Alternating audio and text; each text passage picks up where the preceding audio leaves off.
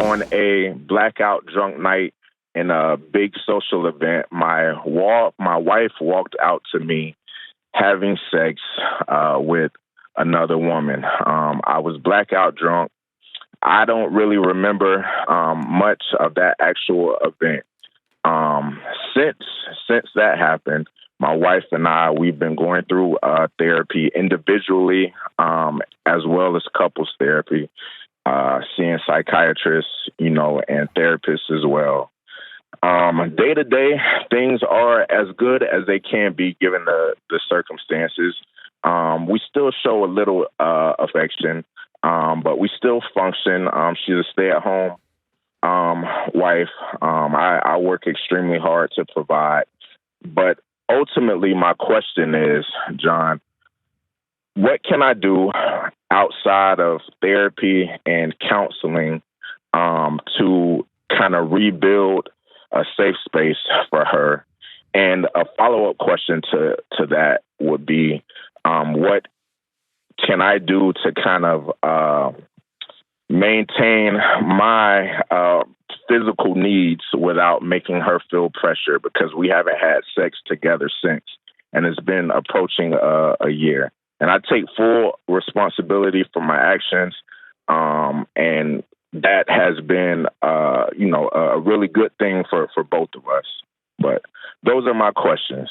Well, hey, I appreciate you being honest. Okay, that's not an easy thing to do, to just call some strange dude and just like lay it out like that. So I appreciate that.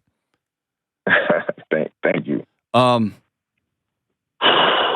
Yeah, exhale on that one. I know that wasn't easy. It wasn't. It wasn't at all. I know. Exhale one more time. How many times before you got married did you tell yourself you're never going to be that guy that cheats on his wife?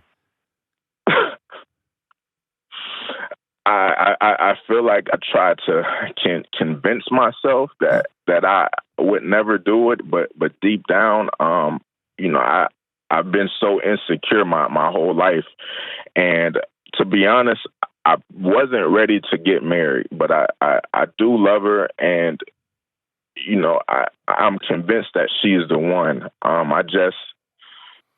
This is the first time I've ever really been honest with myself, John. There you go. So what I would tell you is, even if you weren't ready to get married, you did, right? Yes. So there we are. So we're here. How long you been married? 3 years. We've been together a total of 9. Okay. Why did it take 6 years for y'all to get married? How are you still not ready even after 6 years?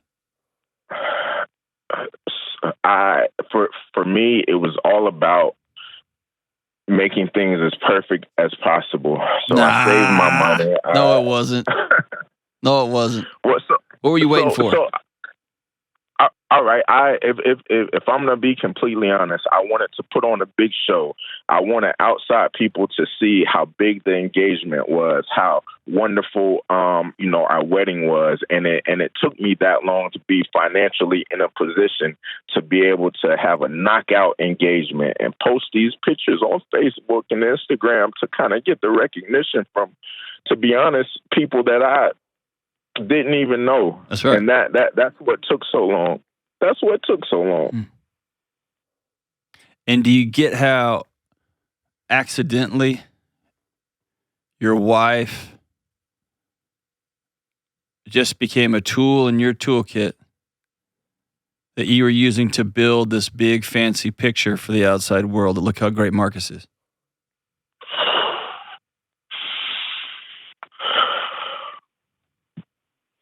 I see it.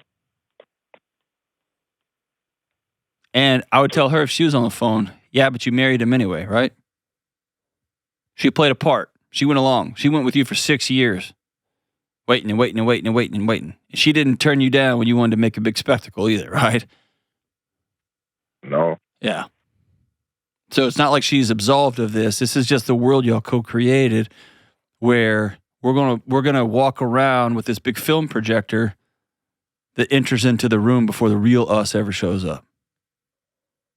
And you get so focused on what's on that film projector that you forget to deal with the inside. And that is, I'm looking at another woman saying, ride or die till death do us part. I will stand in front of the bullet and you will be by my side and I'll be by yours.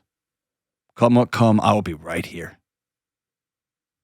And it's easy to get distracted when you're focusing on that image, right? Instead of dealing with reality. Right. So, I guess here's like to drill all the way down. Man, you're like a guy I would love to spend just a long time just talking to and just like hear the whole story because I know there's some depth to it. And you sound like a guy who's, man, you've probably done a lot of work over the last year, haven't you? Yeah. Yes. I've tried so hard, man. I know you are. I've been trying so hard. Let me ask you can I ask you a hard question? Of course. Okay. And listen, my man, it only works if you tell me the 100% truth, okay? Got it. Do you want to be married and build a life with this singular one woman? Or are you working really hard to not be the guy that failed in his marriage? And my honest answer, I'm working real hard not to be the guy to fail. I've been working real hard not to be the demise of her because I know how much she loves me and I know how much of herself she's given up to be with me. Let me say this. Like that has happened. I'm all in. That has happened. All right. So you're trying to prevent a fire that's already happened. You're walking around in a house that's burned to the ground and you're standing in the ash and you're looking for the fire extinguisher. It's already happened.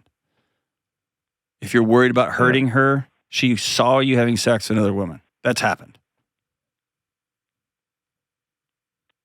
Okay? She waited 6 years for you to say, all right, finally, I do. She's already been there. The only way you come back from that level of, and there's infidelity in layers, and often the challenge with someone who's struggled, who's got cheated on, if you will, is the imagination of their partner with somebody else. Yes, it's a day-to-day thing. This is another layer. She saw it, right? Yeah, walk right out on it. And the hard part is I don't remember it at all. Yeah, and honestly, that in a strange way, that makes it worse. Absolutely. Because she doesn't know what else you're going to do and forget. If you were able to say, okay, I've been telling you for a year, I don't remember. I do. Whew, I did. That is, in a strange way, is more comforting than I sometimes drink something, smoke something, snort something, whatever. Somebody put something in my drink, whatever happened. There are places I go and I don't even remember what happened. I can burn our marriage to the ground and just be like, I don't even remember it. I understand how it comes off that way. I never thought about it that way. You're right. But here's the whole thing. None of that matters. Okay. If you want to take a knee in front of this woman,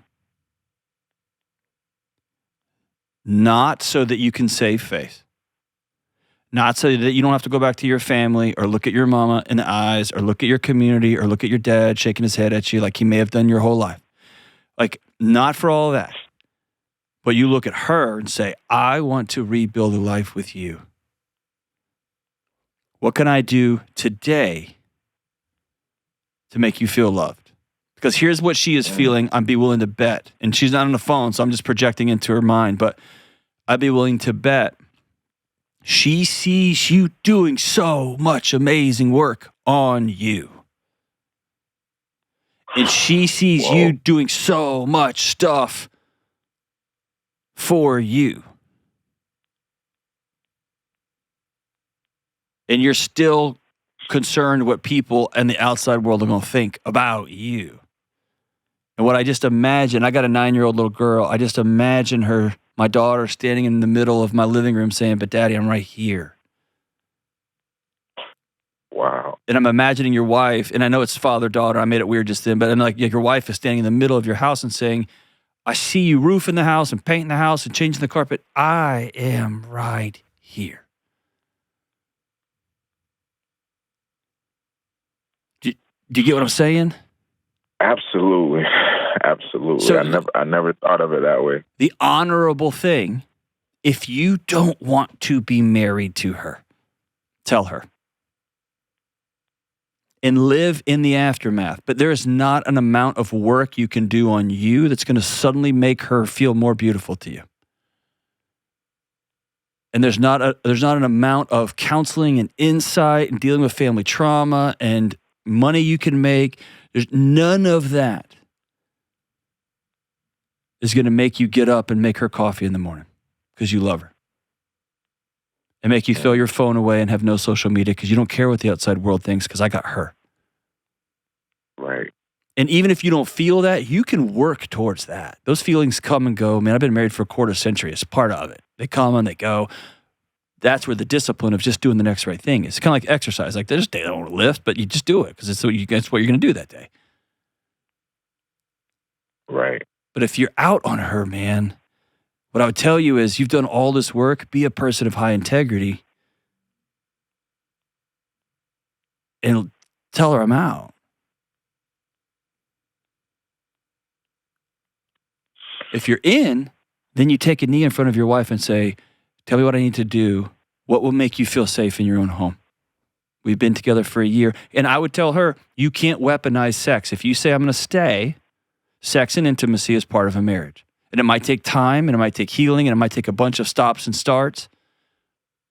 But retribution for a year or 2 years or 5 years, starving your partner sexually because you did this one thing, that's not going to work in a marriage either. That's about power, right? Right. But if she is telling you, I still don't feel safe in this marriage, there's no way I'm going to sleep with you again. Right? Only you know that. Only she knows that, right? I'm speculating here. Right. I mean, you're spot on, though. So let me ask you, do you want to be married to her? I do, yes. Are you willing to sacrifice your reputation and your ego and some egg on your face for a while to take your knee in front of your wife and say, I love you? And how can I love you today? Absolutely. I feel like that will probably be one of the most freeing experiences that I've ever had in my life because my insecurities have bogged me down and have always got me in terrible situations my entire life. Tonight you sit down with your wife and you clear the table and you have nothing between the two of you. And I want you to tell your wife, for the last year I've worked really hard. I've gone to a lot of therapy. I've seen a psychiatrist. I've done this. I've done coaching. And I've done this for me. And starting today, everything about my marriage will be waking up and saying, how can I love you? And all I'm going to ask you, sweetheart, is you begin to do the same for me.